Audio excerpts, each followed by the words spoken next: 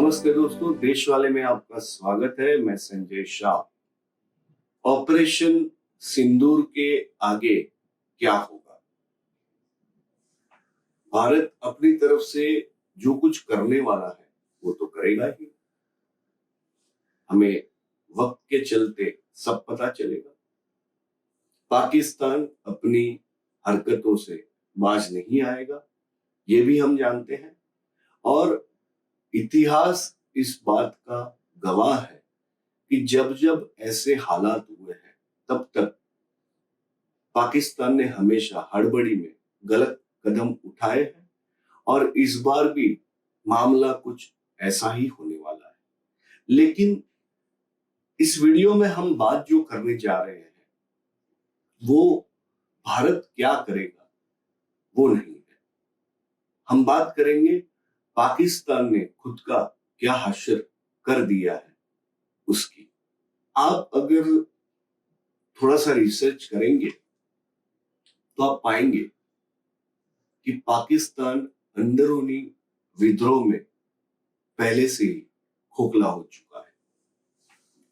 उसके दो प्रांत खैबर पख्तूनख्वा और बलोचिस्तान लगभग पाकिस्तान के हाथ से निकल चुके हैं। उसमें भी बलोचिस्तान का मामला बहुत ज्यादा गरमाया हुआ है। इतनी हद तक कि 2025 के ही साल में, इतने ही महीनों में इस प्रांत में अनेक क्रांतिकारी घटनाएं हुई है। उसमें जाफर एक्सप्रेस वाला मामला तो पूरी दुनिया ने जाना है। पाकिस्तान की कुल धरती का 43% हिस्सा केवल बलोचिस्तान का है। प्राकृतिक संसाधनों से लेकर कई बात में पाकिस्तान का कोई भी प्रांत बलोचिस्तान के मुकाबले नहीं आ सकता। ऐसे बलोचिस्तान को पाकिस्तान ने बड़ी बेरहमी से ट्रीट किया है। अब मामला वहां तक पहुंच गया है कि आज नहीं तो कल बलोचिस्तान आजादी पा ही लेगा। और वैसे भी पाकिस्तान ने उसे पूरी ईमानदारी से अपने देश का हिस्सा नहीं बनाया था। ये एक ऐतिहासिक सच है। हमें जो मूल बात करनी है वो बलोचिस्तान की आजादी और बलोच लोगों के न्याय के लिए निरंतर लड़ाई करने वाली डॉक्टर महरंग बलोच की। वो पाकिस्तान की धरती पर भड़क रही एक ऐसी आग है जिसने अपने देश के शासन की नींव को हिलाकर रख दिया है। डॉक्टर महरंग बलोच एक ऐसी क्रांतिकारी है जिसकी चुनौतियों का पाकिस्तान के शासकों के पास कोई जवाब नहीं है। सब बौखला गए हैं कि आखिर इनके साथ क्या किया जाए, इनकी आवाज को किस तरह दबा दिया जाए। अंतरराष्ट्रीय मोर्चे तक बलोचिस्तान की आजादी की जो मांग है उसे पहुंचने से कैसे रोक दिया जाए। लेकिन अब वो दिन दूर नहीं है जब बलोचिस्तान और शायद उसके पीछे पीछे खैबर पख्तूनख्वा, इन दोनों धरती पर नए राष्ट्रों के झंडे लहराएंगे और पाकिस्तान का नाम मानो इतिहास की धूल में मिल जाएगा। जानते हैं डॉक्टर महरंग बलोच के बारे में। डॉक्टर महरंग बलोच, उनका जन्म हुआ 3 फरवरी 1993 में बलोचिस्तान के मंगोचर में। शुरू से ही उनका जीवन दर्द और प्रतिरोध की कहानी रहा है। उनके पिता अब्दुल गफ्फार लंगो एक मानव अधिकार कार्यकर्ता थे। उन्होंने बलोचों पर होने वाले पाकिस्तानी सेना के अत्याचारों को उजागर किया, उनकी आवाज वो बने। फिर 2009 में जब डॉक्टर महरंग बलोच केवल 16 साल की एक कन्या थी, तब उनके पिता को अगवा कर लिया गया।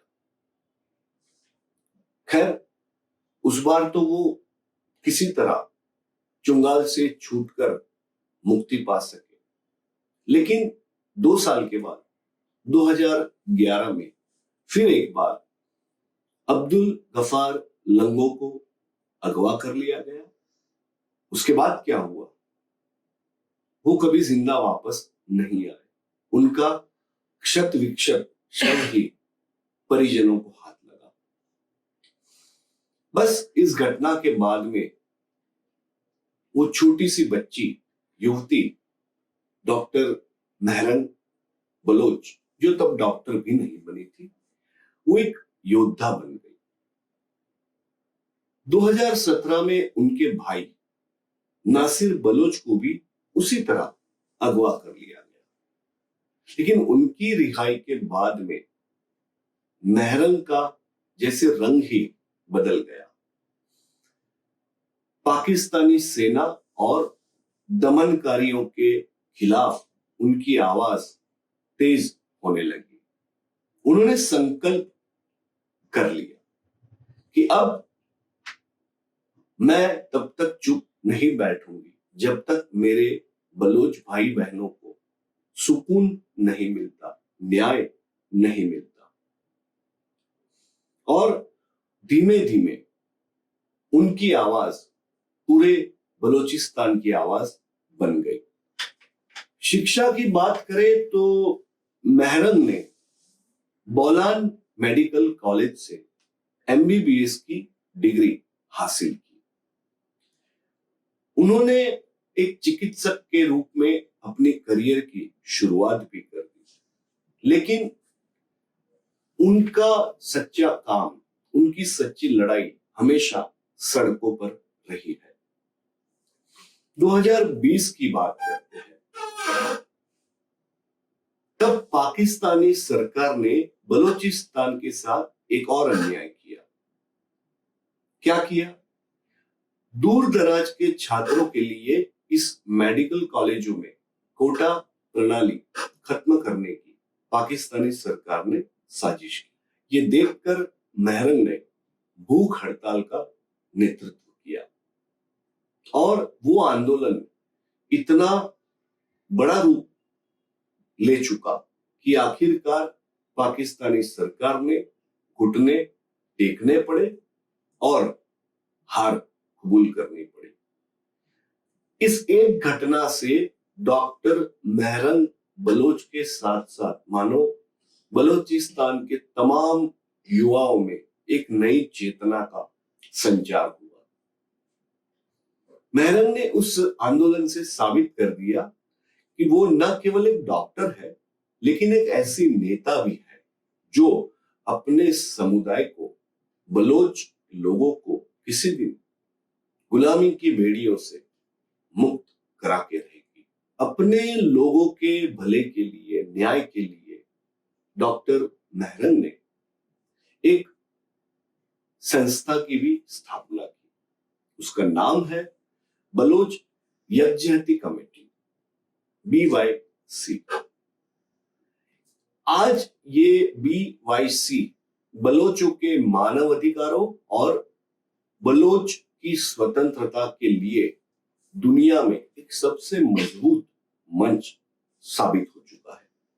2023 दिसंबर तभी एक ऐसी घटना हुई जिसके चलते बलोच लोगों की जो फरियादें हैं वो एक नई चरम सीमा तक पहुंची। वो घटना थी बलाच मोल्ला बख्श की हत्या। इसने बलोचिस्तान में आक्रोश की आग भड़का दी, ऐसी कि उसमें से एक क्रांति का जन्म हुआ और उस क्रांति ने बलोच लोगों को प्रेरित किया बलोच लॉन्ग मार्च निकालने का। सैकड़ों महिलाएं बच्चे भी तरबत से लेके इस्लामाबाद तक इस मार्च में जुड़े। 1600 किलोमीटर बलोच लॉन्ग मार्च। और ये मार्च निकालने का कारण भी था, वो था बलोच से जबरन गायब किए गए लोगों और पाकिस्तानी सेना की क्रूरता, उन दोनों के खिलाफ एक आवाज उठाना, विद्रोह बनना। उस वक्त क्या हुआ? उस वक्त यह हुआ कि इस्लामाबाद से ऑपरेट होने वाली पाकिस्तानी सरकार ने निर्दोष प्रदर्शनकारियों पर पानी की बौछारें की, आंसू गैस छोड़े और काफी गिरफ्तारी की। लेकिन फिर भी वो लॉन्ग मार्च उसने दुनिया के फलक पर बलोच के मुद्दे को अच्छी तरह रख दिया और धीमे धीमे ये स्पष्ट भी होने लगा, अब बलोच लोग चुप नहीं रहने वाले। ऐसा नहीं है कि डॉक्टर मेहरंग को ये सब लड़ाइयां लड़ते समय पाकिस्तानी शासकों के दमन का सामना नहीं करना पड़ रहा है। हाँ, पाकिस्तानी सत्ता अब डॉक्टर बलोच से बहुत डरने लगी है क्योंकि वो सच्चाई को उजागर करती है। वो ऐसी औरत है जो पाकिस्तान के उन अन्यायों को अब जुबान दे रही है, फलक दे रही है जिसे दशकों से छिपाया गया है। जनवरी 2024 में उनके खिलाफ देशद्रोह और आतंकवाद के फर्जी मुकदमे दर्ज किए गए।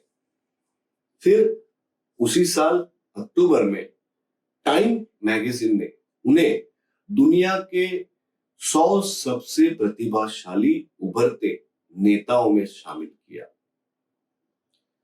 तब उन्हें जाना था अमेरिका इवेंट में हिस्सा लेने के लिए, न्यूयॉर्क। तो पाकिस्तान ने उन्हें न्यूयॉर्क जाने से रोक दिया, उनका पासपोर्ट, उनका फोन, सब कुछ छीन लिया और उनके अपहरण की कोशिश भी की। लेकिन डॉक्टर मेहरंग बलोच बहुत ही खुददार और बहुत ही करेक्ट इंसान है। उनके साथ हुए अन्याय अपहरण की कोशिशों के बावजूद भी उनकी आवाज पाकिस्तान सरकार अब तक दबा नहीं पाई। फिर मार्च 2025 में, यानी अभी 2 महीने पहले, क्वेटा में एक बार वो शांतिपूर्ण धरना कर रही थी, तब पाकिस्तानी सरकार ने उन्हें जेल में डाल दिया। कहा ऐसा भी जाता है कि जेल में डॉक्टर मेहरंग बलोच के साथ कई अमानवीय व्यवहार हुए। और क्यों हुए? क्योंकि पाकिस्तान के लिए अब डॉक्टर मेहरंग बलोच सबसे बड़ा खतरा बन गई है। साथ में एक सच जिसे पाकिस्तान कभी बदल नहीं सकता, वो ये कि डॉक्टर मेहरंग बलोच की आवाज को अब कोई जेल, कोई दमन दबा नहीं सकता। जिस तरह टाइम मैगजीन ने डॉक्टर मेहरंग बलोच को 100 प्रभावशाली उभरते नेताओं में स्थान दिया, उसी तरह बीबीसी ने भी 2024 में उन्हें दुनिया की 100 सर्वोच्च महिलाओं में भी स्थान दिया।